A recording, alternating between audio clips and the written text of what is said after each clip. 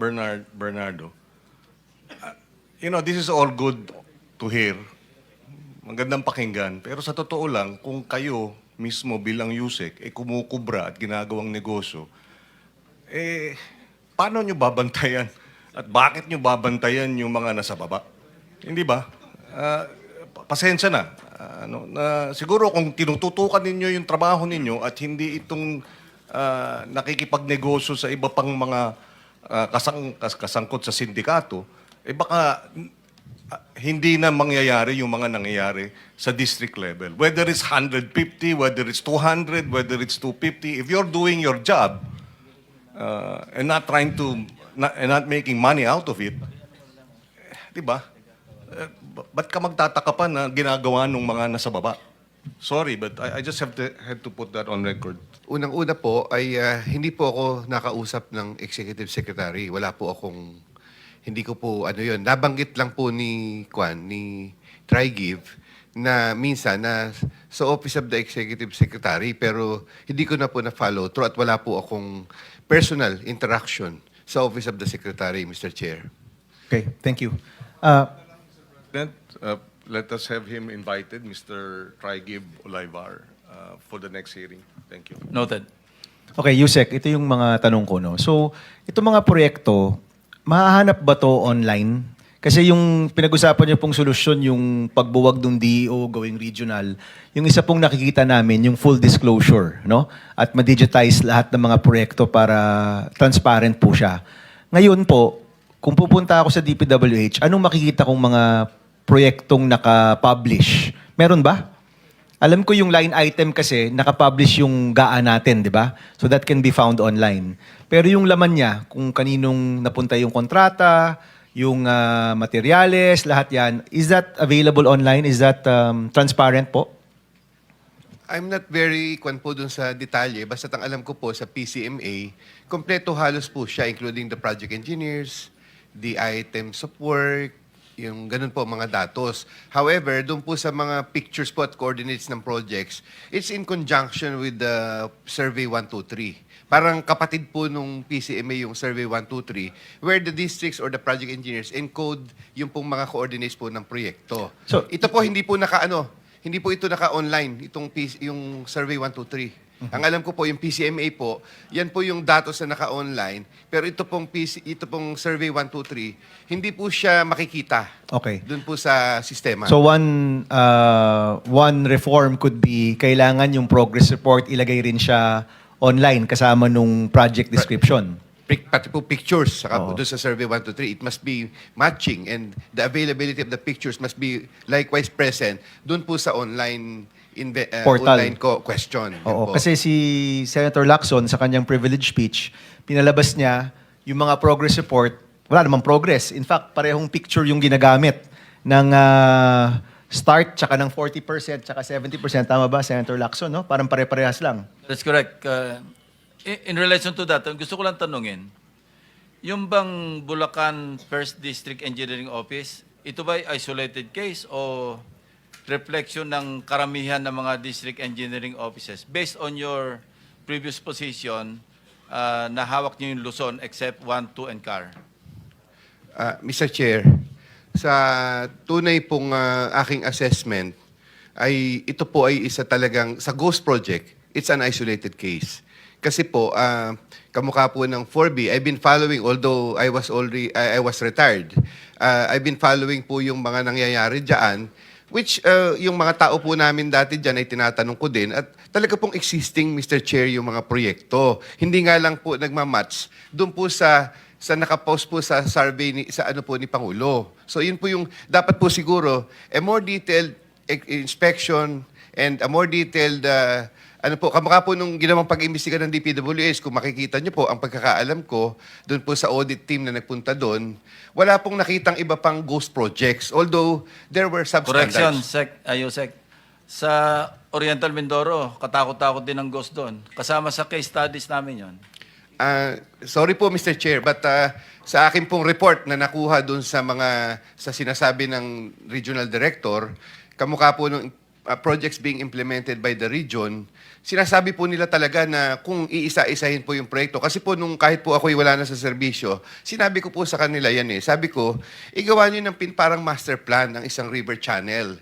Complete with the pictures, with the coordinates. Yung pong kada proyekto, i-describe nila para makita nila talaga kung talagang existing or not. Yun po yung, ibase po nila sa lahat ng datos na nakikita nila. Eh, we have seen po, may sinasabi po sila na it's, let's say, mga 600 meters away from the MYPS data, yung pong mismong PCMA data na Survey 123. So, yun po yung issue po nila na sana po, kung talaga po makikitang ganun, ay wala naman po akong magagawa. Pero kanila po, ay nilalaban po nila.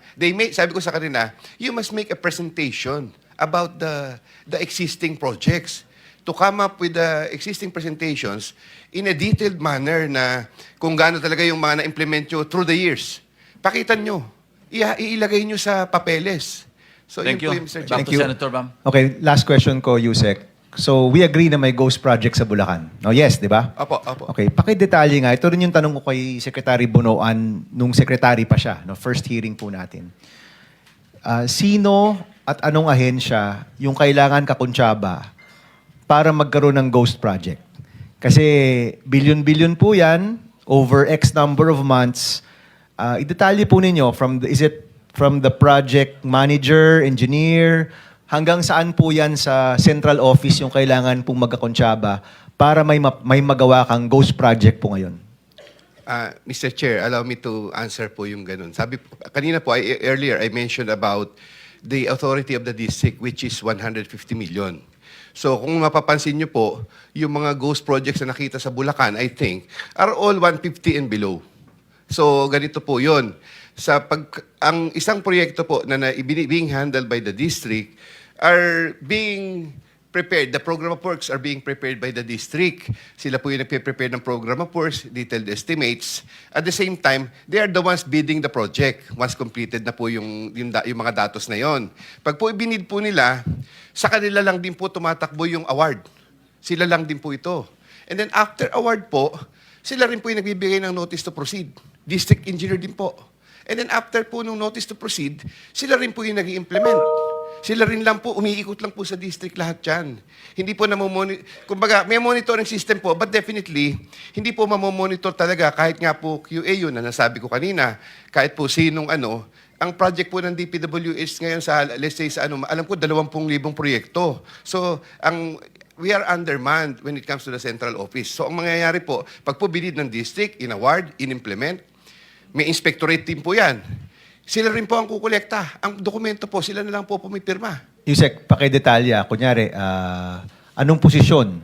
Yung DE, yung ADE, yung project engineer, yung contractor, yung monitoring. Sino pa ba?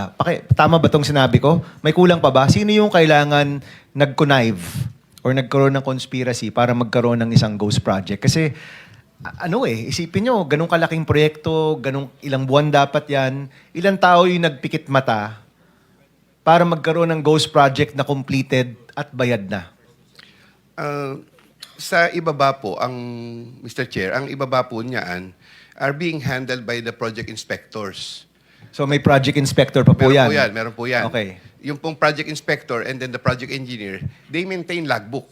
May logbook po yan. So may Everyday fake na yung logbook nila? Everyday activities.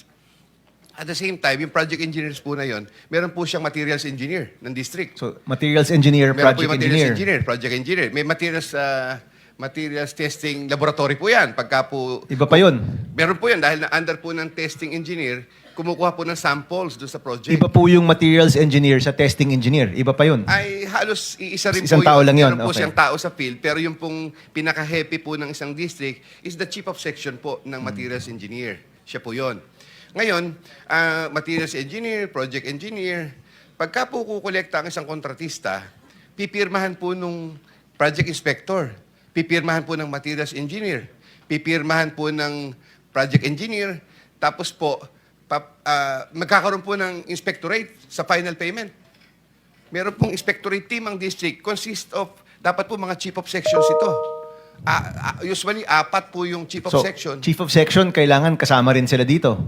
Kasama po dun sa mga pumipirma usually po, nung panahon ko po na ako'y isang isang assistant section chief, we were the heads of the inspectorate team. However, ang pagkakaano ko po ngayon, the normal practice will be the chief of sections po. Sila po yung mga inspectorate team. Sila po yun. Sila po yung bago po kumolekta ng 100%. Sila po yung pumipirma lahat dito. Okay, so pagdating po sa central, meron po ba yung kailangan kasama sa central office para magkaroon ng Ghost Project? Wala pong yung Wala. binanggit ko po kanina, the district has maintained its autonomy with regards to projects 150 million and below. O kaya po yung project na in-implement nila, sila lang po within themselves. Okay. What about other agencies, Yusek? May mga ibang ahensya bang kailangang kasama rin para magkaroon ng Ghost Project? Ang pinag-aano ko po dito is that there is a resident auditor for every district. So, COA po yan. COA po yun. At sometimes, if it's necessary, meron pong technical audit specialist yan na nag-inspection po randomly, At saka po by documentation, meron po dapat tumitingin sa COA dyan. Kasi nga po I understand that in the case of Bulacan, merong ilang araw lamang kinukolekta na, which is very impossible for a project to be implemented in just a few days. Parang pipirmahan na kagad yung koleksyon. Mr. Chairman, just with the permission of Senator Bam, Yusek Ano? Bernardo, this is all good to hear. Magandang pakinggan. Pero sa totoo lang, kung kayo mismo bilang Yusek, kumukubra at ginagawang negosyo,